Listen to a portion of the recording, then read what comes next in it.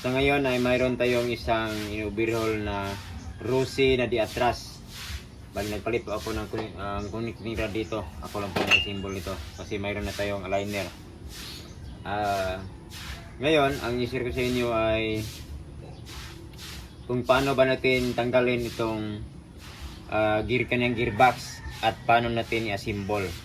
Yan po ang topic natin ngayon kasi isang pagkakamali lang, kahit sa side ng crankcase kayo magkamali ay mahirapan na kayo mag-assemble kasi ang dami ng mga washer.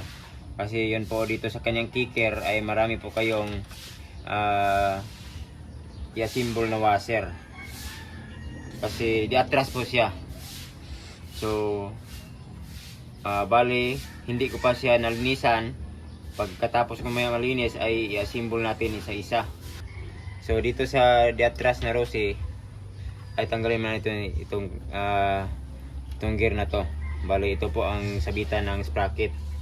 Dito po ang sprocket din kadina patungo sa gulong. So tanggalin nito, may washer, may bushing, tapos may washer naman dito. Yan, may washer.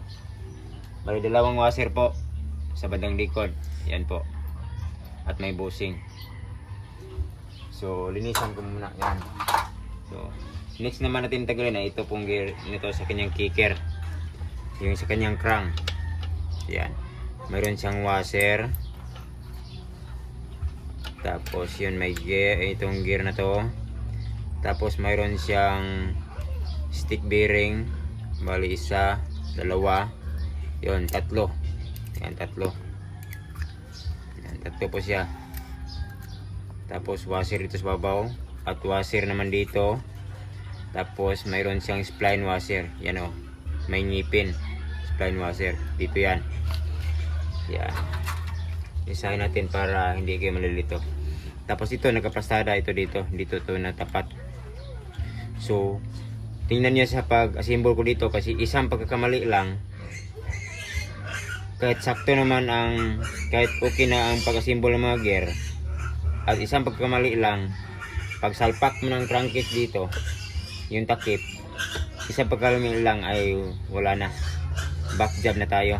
So, ito naman ang next natin. Kasi yun isang pagkakamali lang dito. Yan, gumagalaw ito. Kailangan may stopper ito. Mamaya na lang sa pag-assemble ko, ipakita kung ano ba ang ating gagawin dito para hindi ito gumagalaw habang tinatakip natin itong kanyang crankcase. So, yan, ito ang isunod natin. May washer. Tapos yan ang gear na to. Yan, may washer dyan dito sa babaw. So yan. Tapos ito na yung spindle, shifting spindle. Tapos fork. Yan, ito ang kanyang plastada. Yung kanyang pagkakabit. Tapos ito namang isa, yung patungo sa ating main shaft. Yan dyan. Tapos flat. Yan po. Dalawa dito sa counter shaft, isa naman dito sa main shaft. Yan. Tapos ito na, ang gear na to. So yan. Yan, may washer yan dito. Tapos itong yung counter shaft. Yan, counter shaft. Yan. Isa-isahin natin yan mamaya. Balik natin ito para hindi siya mawala. Yan, washer.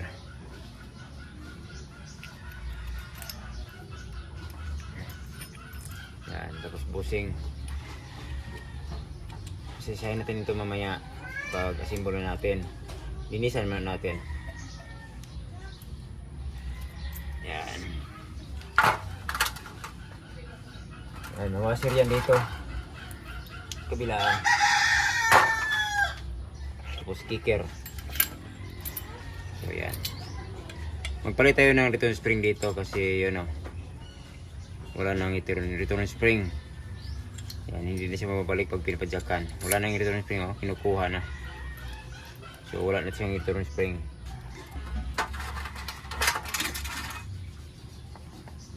para hindi siya mawala habang maglinis tayo dito.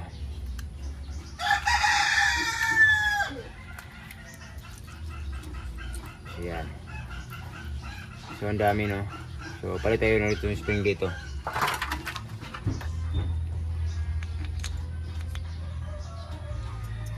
Ayan dyan. Tapos ito, drum. Tignan, mayroon ditong contact ng indicator sa neutral. So ito naman, main shock. So yan, may washer dito. So linisan mo natin bago natin na-symbol. Okay mga kagrasa, no, natapos na natin sa nalinis. So ito, nagpalit ako ng dito, palit ng spring at saka connecting rod, side bearing. Ako lang po nag-line kasi mayroon na po akong aligner dito. Ayan. So ganito lang. So sa pagka-symbol itong kanyang crank, yung itong kanyang kicker ay yun po ang kanyang washer. So ganoon ang kanyang posisyon. Yan, lapit. So yan, ang kanyang posisyon. So yan. So, tapos spring naman. So yan. Yun. Yan po. So then ito naman kanyang yan, hose washer. So dito tayong side magka-symbol. Dito sa bandang kabila, dito sa bandang ano, clutch lining ditong kabila. Clutch. Ayan. Dito tayo magka-symbol una. Kasi yung kanyang atras na gear po dito ay marami siyang washer at saka itong kanyang ano dito, yung kanyang kicker, yung kanyang crank. So ito, symbol natin. So yan. So mayroon pong kaibahan sa pagka-symbol dito sa walang atras. Yan.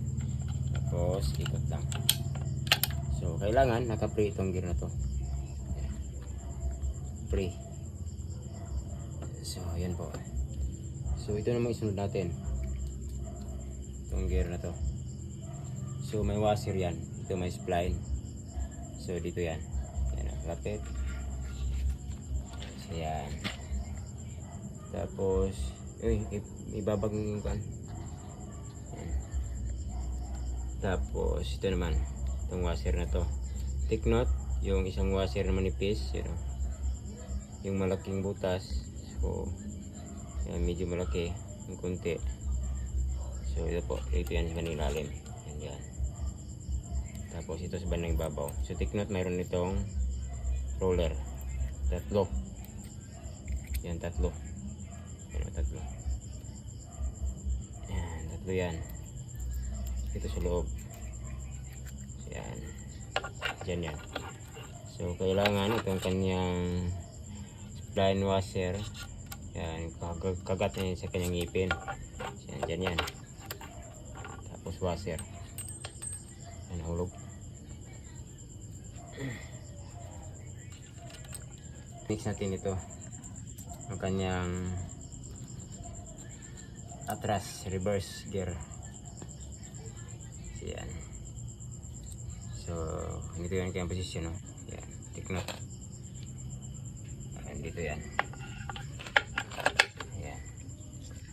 Tapos ito naman. So kunin natin konti. Yan, dyan yan. Ayan, sasayin natin kasi may washer ito.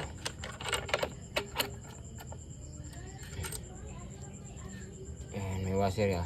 May washer. Tik na to. Yung medyo maliit na konti dito yan. Yan yung lalim. Yan ito. Sikotin na ng konti.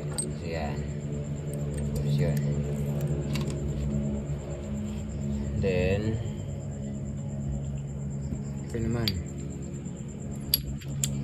So yan. Yan, may washer yan dyan. Tapos ito, may washer yan dito.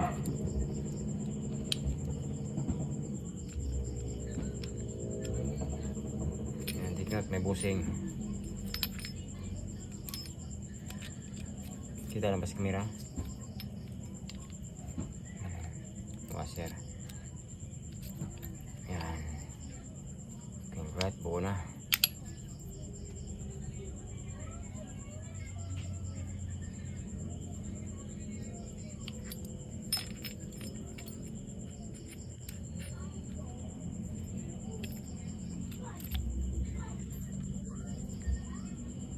So yan. Buo na siya. Tapos ito naman. Ayan, ang washer yan dito. Itong main shaft. So, ganito yan. Ang pagposisyon. So, balik ganito. Yan.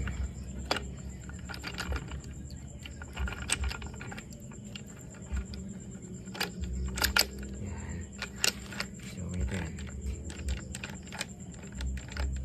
So, then ito namang drum. So balikan ito. Ayan.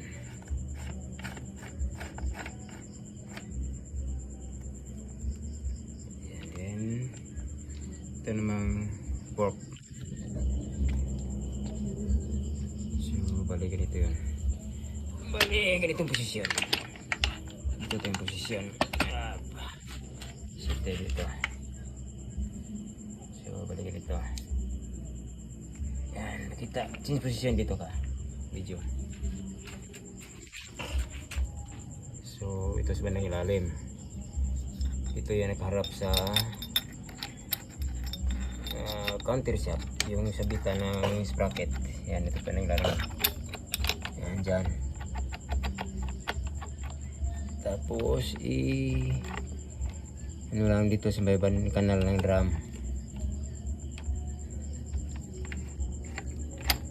Tapos ito naman, yan, tignan dito, ipakita mo. Yan, dito. Ito naman ay ilagay mo dyan. Ito ang mahirap pag nakamali kayo dito. Dito yan, ay wala na. So, kailangan dyan yan. So, pag ginalaw mo yung crankcase, maaari yang mag-change position. So may ilagay tayo dito para yun po, hindi siya mag-change position. So ang kailangan dito ay ilagay ito. Layo na konti. Ilagay itong kanyang cambio para nakaharang siya dito. Ayan. Dito yan ilagay ba ng lalim. So ilagay mo natin yung cambio dito. Mamaya bago natin ilagay itong kanyang crankcase. So, tapusin natin itong kanyang fork. So, ito naman pangalawa. Dito yan. May kanyang main shaft. Yan. Then, itong last na shifting fork. Ito yan. Yan dito. Sa babaw. Sa counter shaft. Then, lagay natin ang kanyang shifting pin. So, ayan. So, balik. Yan na. Ang pag-symbol. So, ilagay natin ito. Ito sa balang record. Bago natin ilagay ang crankcase. Para mayroon na nakaharang. So, ilagay natin ito yung kanyang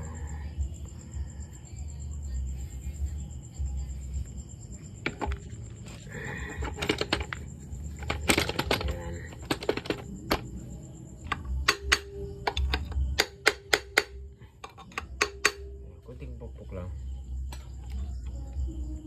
Tapos yun, ang sinasabi ko, ilagay natin ito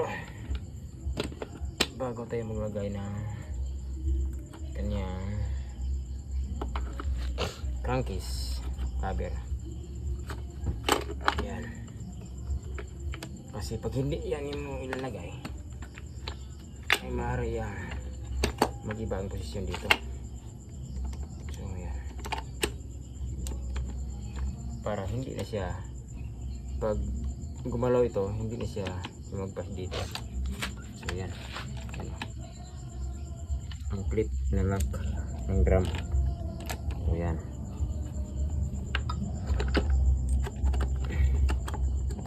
Para hindi kasi gumagalaw. Yan ang technique bago ilagay ang crankcase. Okay, gasket. So yan, lagay natin itong kanyang crankcase. So tik na ito, huwag kalimutan to. Yan. Shifting indicator. Yung itong mag-contact sa switch para sa meter light.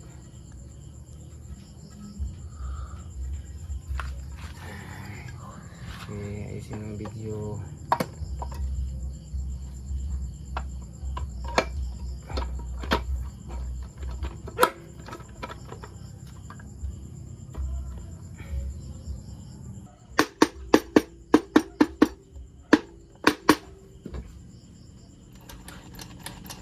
So, yan na po mga kagrasa, no? Ang gagawin, kailangan lang ilagay ito para hindi maggalaw itong lock ng drum doon sa bandang ilalim. Kasi pag gumalaw yon, pag naka dito ng side, ay wala na.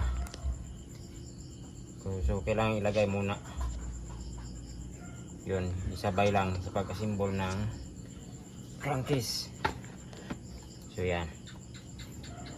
So, yan lang po ang i-share ko muna sa inyo kung paano mag-assemble ng kanyang crankcase. Kasi pag nagkamali kayo dito, yung mga washer niya hindi na may balik, yung mahirapan na tayo. So thanks for watching. Rigjan po mga kagrasa.